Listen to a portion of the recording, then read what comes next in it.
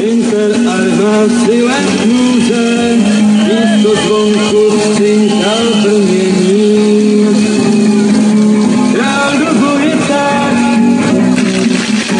do veliké dávky, a s ním do té války jel na mesku kol.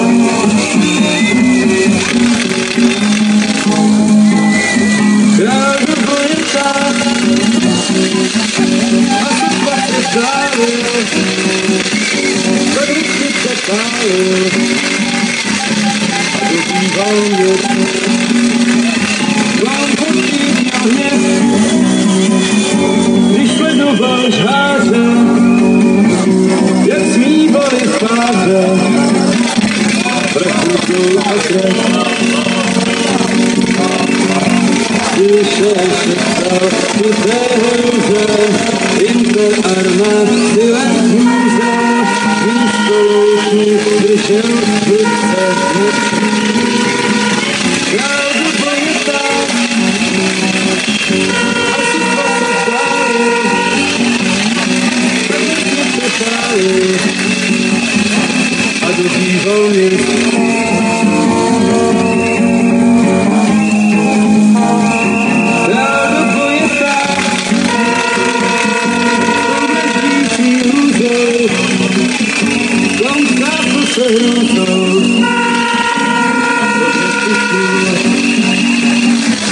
Když noci byl klid, tak oklamal stráže, ale nemaje tváře, sám burcoval lid. Budeš přicel do té hrůzy, ve válce se močí hůzy,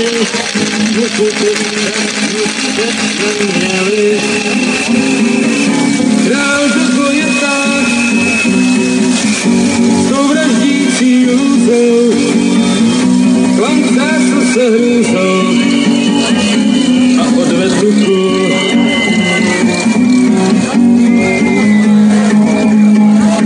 Král do boje tak,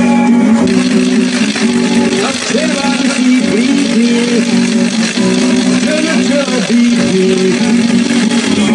jak si systému klaun.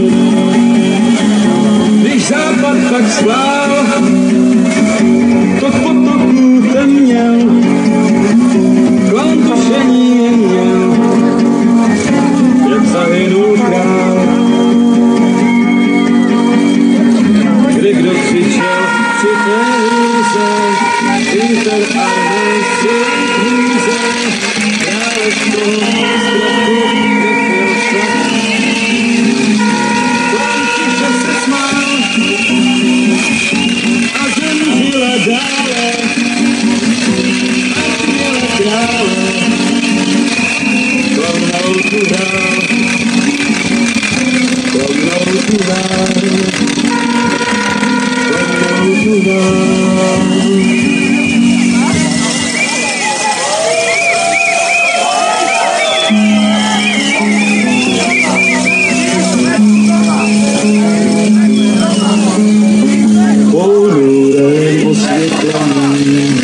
Gotického sálu,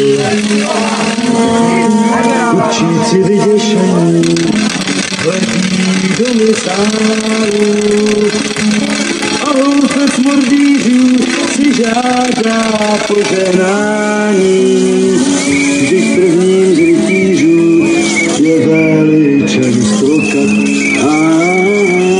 Vždyť prvním z rytířů je veličen stroka.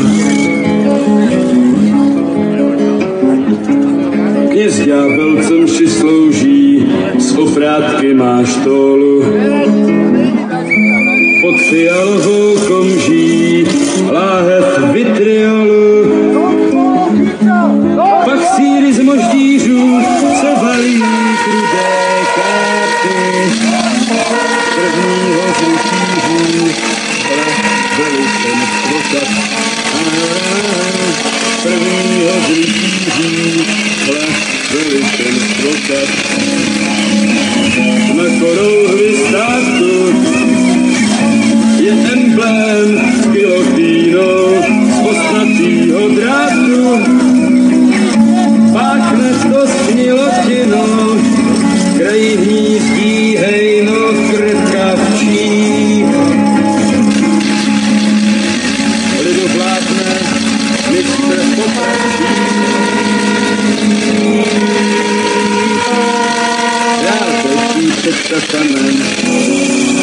že zlo se těší a lůze pod platanem radu moudrých věší. A zástup kacířů se raduje a já sám. Vždyť prvním z rytířů je veličenstvo kat. Vždyť prvním z rytířů je veličenstvo kat. Na rohu ulice vrah o morálce káže. Před vraty věznice se procházejí stráže. Z vojenských pancířů černíáte hlásá, že prvním z rytířů je veličenstvo kat. Že prvním z rytířů je veličenstvo kat. Nad palácem vlády ční prapor s gilotínou, děti mají rády.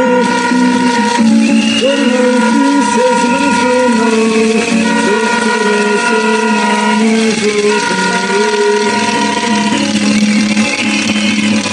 Zmrzlináře dětem zabili.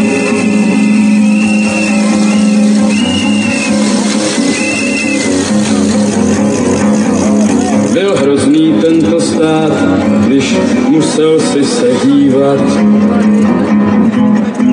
jak zakázali psát a zakázali zpívat. A bylo jim to málo, poručili dětem modlit se, jak si přálo veličenstvo kat.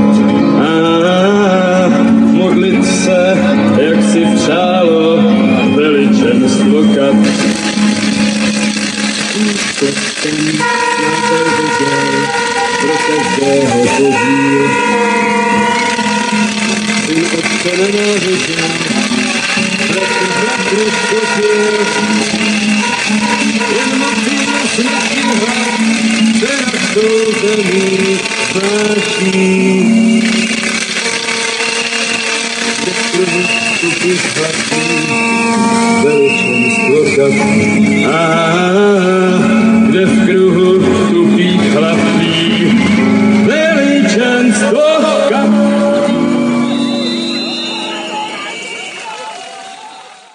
My, občania Slovenskej republiky, vyhlasujeme stav občianskej pohotovosti. Slovensko čelí vážnemu ohrozeniu. Sloboda, nezávislosť a demokratické hodnoty našej krajiny sú pod tlakom vládnej koalície a jej krokov, ktoré narúšajú právny štát, oslabujú naše spojenectvá v Európskej únii a z NATO a posúvajú Slovensko smerom, ktorý odmietame.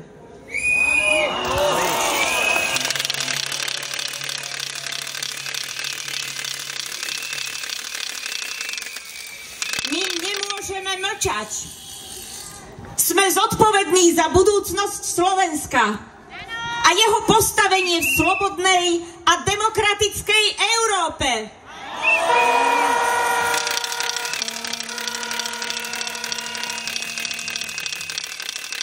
Naše odhodlanie je jasné. Budeme organizovať protesty, petície a ďalšie nenásilné akcie, aby sme ukázali, že nám na Slovensku záleží.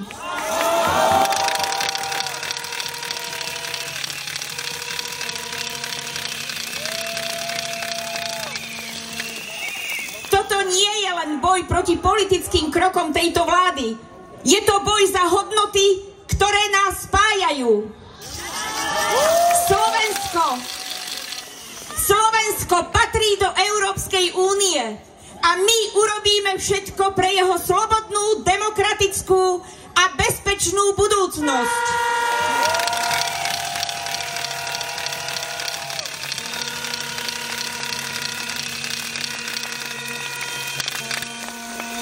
Nezradíme našu krajinu. Postavme sa spoločne za Slovensko, za demokraciu a za naše miesto v Európe. náš hlas je jasný a nezlomný. My sme Slovensko. My sme Európa.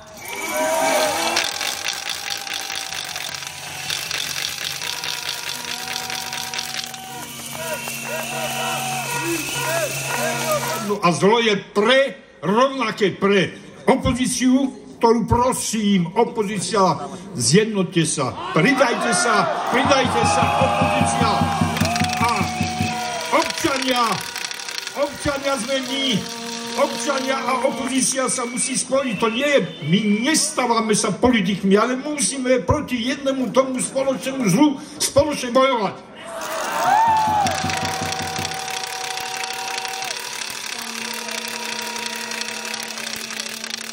Teraz spomeniem práve dnešok likvidácia profesionálov. Všade, bohužiaľ všade. Teraz to počúvame, hackerský útok na kataster a tak ďalej. To neviem rozvíjať, čo to má všetky, na aké tieto, ako sme to stražili, ako to robíme, čo robíme s tým, kto to robí. Ako viem, že tam veľmi veľkých profesionálov, tých najlepších, ktorí to ešte v januári minulý rok ich normálne vyhnali, tak ako vyháňajú z profesionálnych iných muzeí, ako z galérií, z Národnou galériou, čo robia. Profesionálov, ktorí rozumejú, ktorí tomu rozumejú, ich vyháňajú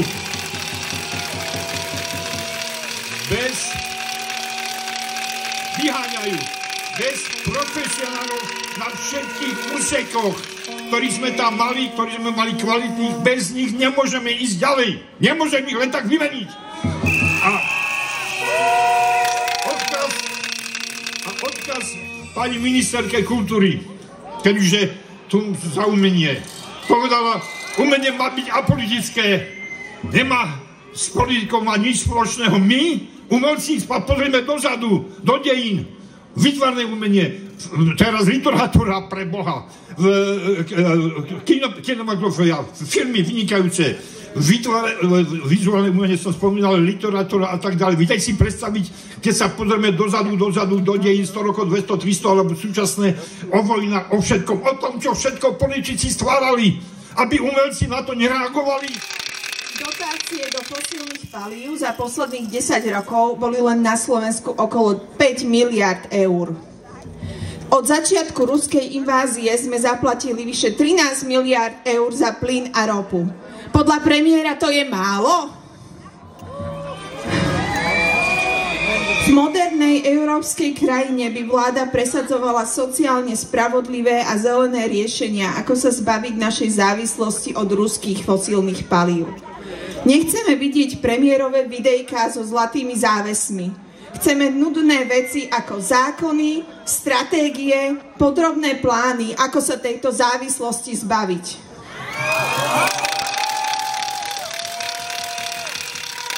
Nevieme, akú má predstavu premiér Fico, ale my sme moderná európska krajina. Máme však vládu, ktorá tomu nezodpovedá. Od nášho vstupu do Európskej únie a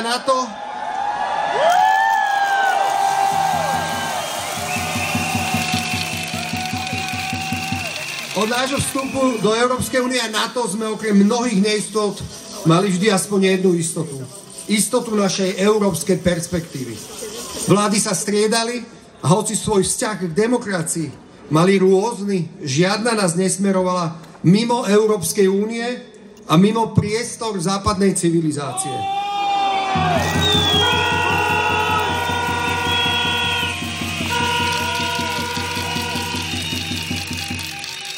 Túto istotu sme pri súčasnej vláde, najmä po hanebnej návšteve v Moskve, stratili.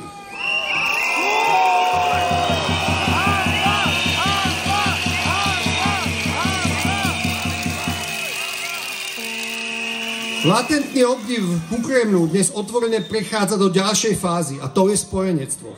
O našich európskych spojencoch premiér hovorí horšie ako o agresorovi, ktorý viac ako 2 roky okupuje nášho suseda a zabije tisíci nevinných ľudí.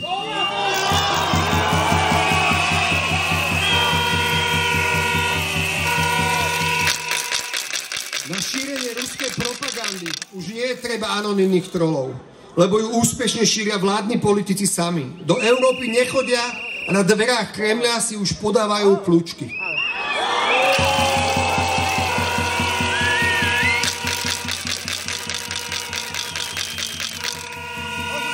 Kto chce však naozaj úprimne spoznať ruskú politiku a jej výsledky, nemusí chodiť do Moskvy. Stačí do Kyjeva.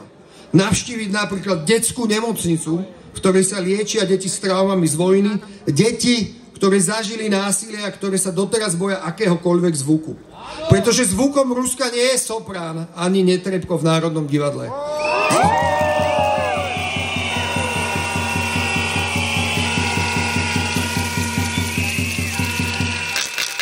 Zvukom Ruska sú sirény ohlasujúce poplach pred jeho raketovými útokmi. A jeho obrazom sú vojaci, ktorí si ako vojnovú korisť pchajú umývačku ľadu do tanku. Aj toto je obraz, o ktorom mi hovoril starosta mesta Buče. Keď som bol pred 2 rokmi s primátormi Prahy a Varšavy a Budapešti v Kyjeve. Primátor Kličko nás zobral na miesto, ktoré krátko predtým zasiahla ruská raketa. Mierila na výmenníkovú stanicu, ktorej zničením by odstavili 200 000 domácností od zdroja tepla. A na to nemusíte byť primátor, aby ste vedeli, čo to znamená, keď 200 000 domácností nemá uprostred zimy teplo. Energetická sieť na Ukrajine pod ruskými útokmi takmer každú noc. Už viac ako 2 roky, pretože mestá bez energie a tepla zostávajú prakticky neobyvateľné. A o to im ide. A my tu namiesto empatie a pomoci počúvame vyhrážky vládnych politikov, že by sme im dodávky elektrickej energie mali úplne zastaviť. Tým,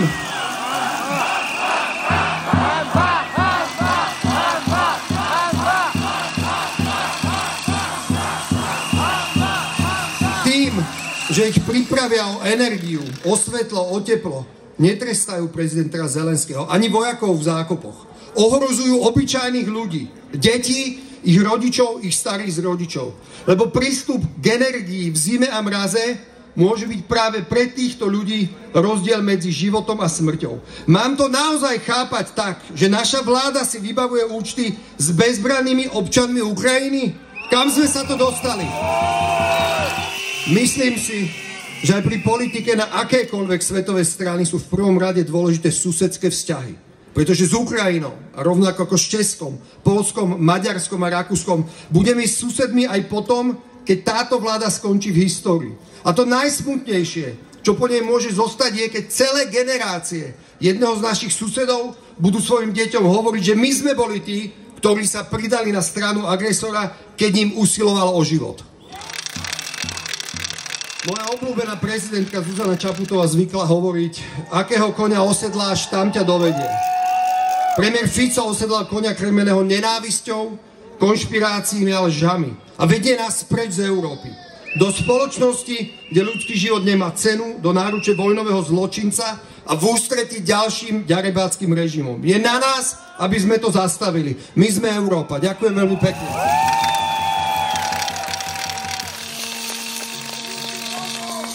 Neviem, či viete, ale 21. jún je na Slovensku zo zákona pamätným dňom odchodu okupačných vojsk sovietskej armády.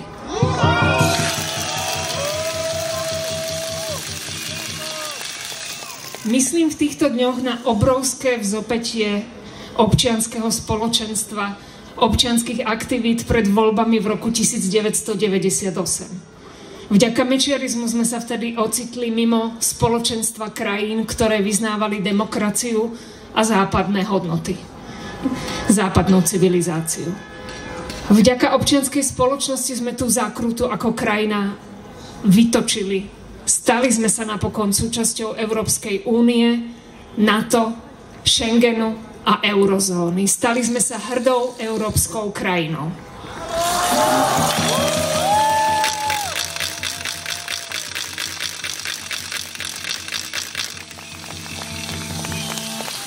Myslím v týchto dňoch na ľudí novembra, ako 35 rokov presadzujú hodnoty, na ktorých bol tento historický milník našej krajiny postavený. Myslím na všetkých tých ľudí, ktorí sa aj potom postavili za demokraciu a za hodnoty, v ktoré verili. Za slušné a demokratické Slovensko. Myslím na všetkých ľudí po Slovensku, ktorí túžia žiť v dobre spravovanej, kultúrnej a naozaj civilizovanej, sociálne spravodlivej spoločnosti.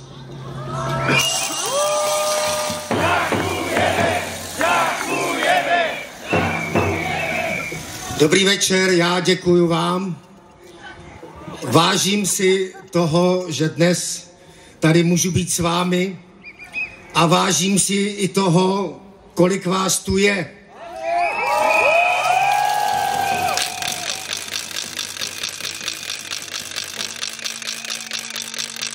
Je to důležité nejenom pro Slovensko, ale i pro nás a pro celou Evropu.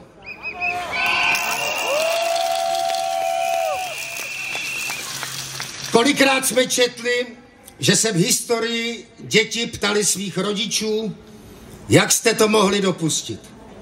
V Německu v roce 1933, u nás v únoru 1948, v srpnu 1968. Děti nechápali, že co se zdálo tak jasné, rodiče neviděli nebo popírali. Na začátku roku 2020 jsme také slyšeli, že Vladimír Putin nikdy na Ukrajinu nezaútočí, že není šílenec.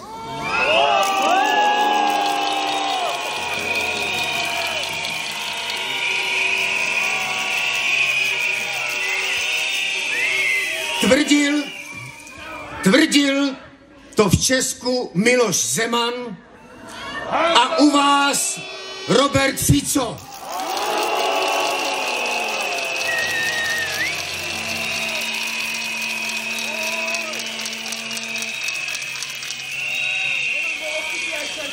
Tvrdili to i přesto, že Putin o útoku mluvil otevřeně. A přišla válka. Putin je šílenec.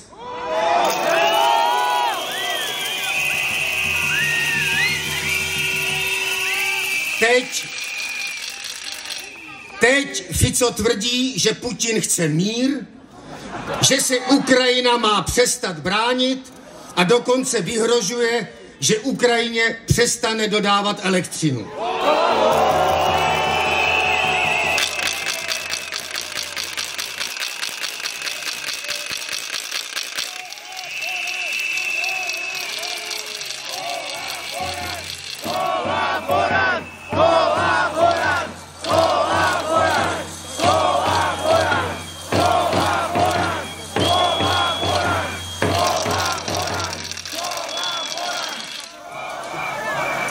Rusové ale otevřeně říkají, že Ukrajina jim nestačí, označují nás za nepřátele. Pokud tedy padne Kyjev, budeme další na řadě. Málo kdy je volba tak jasná, na jakou stranu se postavit. My všichni, kteří jsme se tu dnes sešli, v tom máme jasno.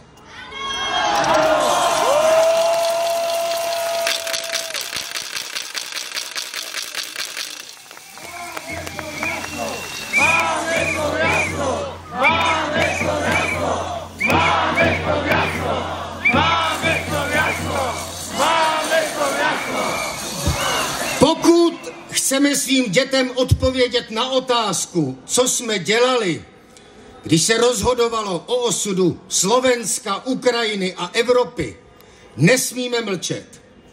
Fico svou skandální cestou do Moskvy dělá v očích světa ze Slovenska Putinova spojence.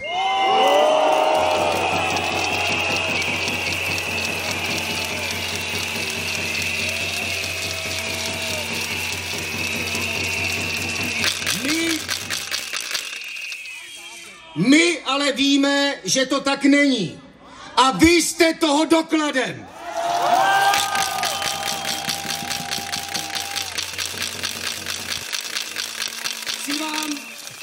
Chci vám proto říct, že na vás hledíme s obdivem, s děkem a že se o nás můžete opřít, když to bude třeba.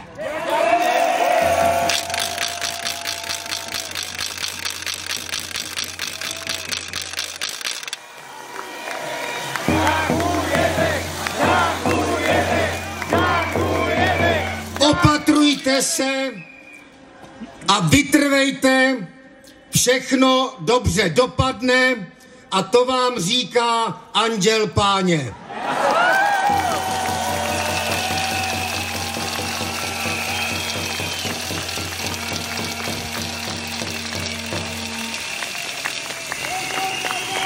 Myslím, že mnozí z vás vědí, že jsem fanouškem fotbalové Bohemky. Tento klub v roce 2005 málem zaniknul. Ale fanoušci se dali dohromady a svůj milovaný klub zachránili.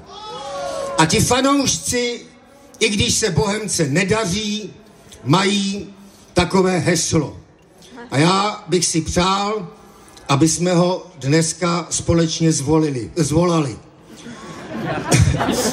I zvolili. Pošleme ho všem lidem, kteří si přejí žít v demokratické, svobodné a přátelské zemi a hlavně ukrajinským vojákům a celé Ukrajině. A to heslo je: vždycky jsme s vámi! Vždycky jsme s vámi! Vždycky jsme s vámi! Vždycky jsme s vámi! Vždycky jsme s vámi! Priatelia, do tohoto krásneho arcibiskupského paláca kúsok od nás sa nám znovu nasťahoval náš rustikálny sociálny demokrat.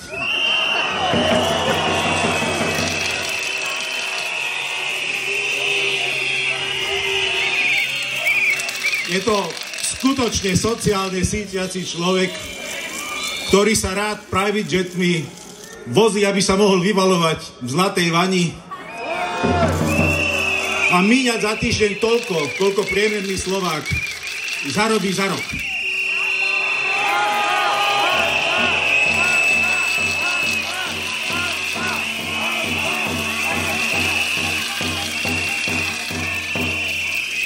Ale toto všetko by sme mohli prepáčiť a povedať si však do čerta s tebou.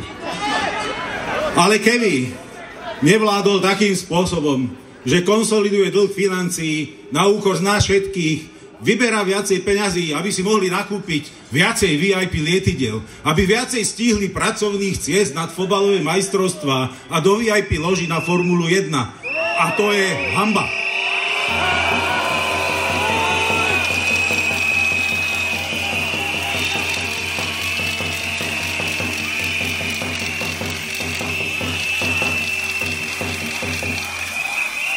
Výsledkom viac ako 13 rokov vládnutia tohoto sociálneho demokratického neboráka je to, že Slovensko sa dneska takmer vo všetkých štatistikách prepadáva na chvost krajín Európy.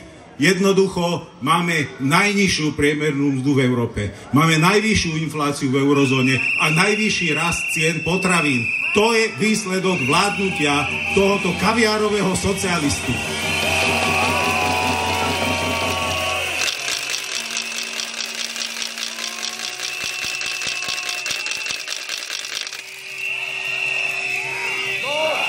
Ale možno pri veľkorysosti ešte aj to by sme mohli prepáčiť.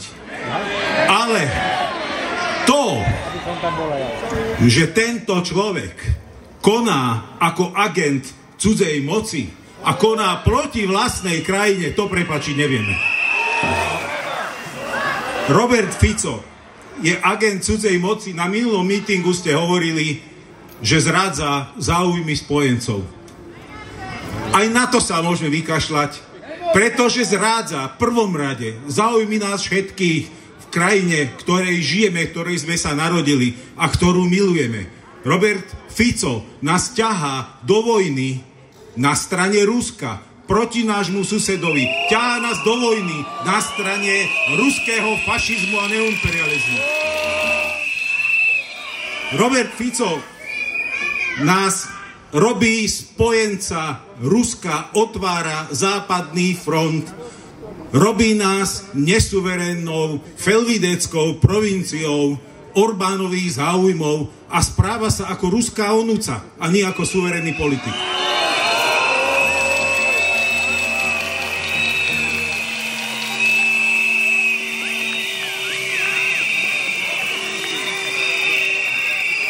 Agent Fico rád hovorí o miery, ale nepamätám si, že by raz povedal, kto spôsobil vojenský konflikt, kto napadol nášho suseda, kto vraždí nie tisícky, desiatky tisíc obyvateľov, vojakov, civilných obetí, kto je za príčina tohoto konfliktu.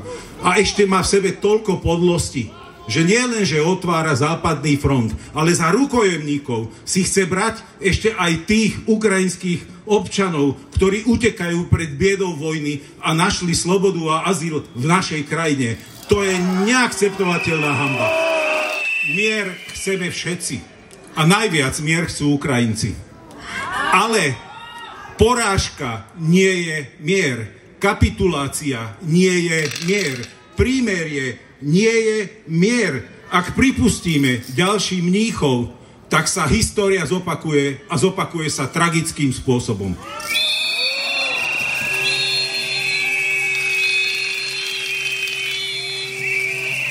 My nepotrebujeme ďalšie deklarácie o našom smerovaní, o našom ukotvení v Európskej únii a v NATO.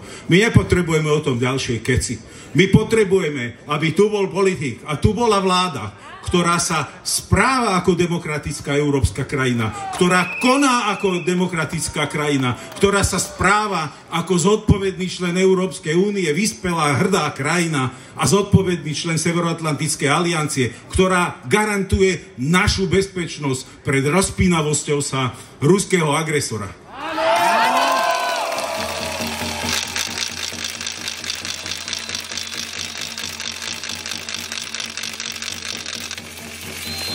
Po roku impotentného vládnutia sa Robert Fico úplne urval z reťaze. Ukazuje nám všetkým prostredník, keď sa ho pýtame, kde si bol, čo si tam robil, kto ťa tam odviezol, k čomu si sa zaviazal. Smeje sa nám do tváre, necíti, že sa nám má zodpovedať ako občanom. V parlamente hovorí, nenechám si zo seba robiť debila, ja nie som povinný vám odpovedať. Otrhol sa z reťaze a zabudol, že nie je diktátor, nie je monarcha, ale je predseda vlády demokratickej krajiny. Na záver, posledné slova. Dovolím si použiť citát tohoto velikána. Pretože povedal niečo, s čím sa dá súhlasiť. Tuto agent Fico povedal pred 2 rokmi, či kedy. Citujem. Toto všetko je nám málo platné, pretože máme vo vláde idiotov a magorov. Magori a idioti vo vláde, prestaňte nás traumatizovať. Máte všetky prostriedky na vyriešenie krízy. Ak to nechcete, zbalte sa a vypadnite.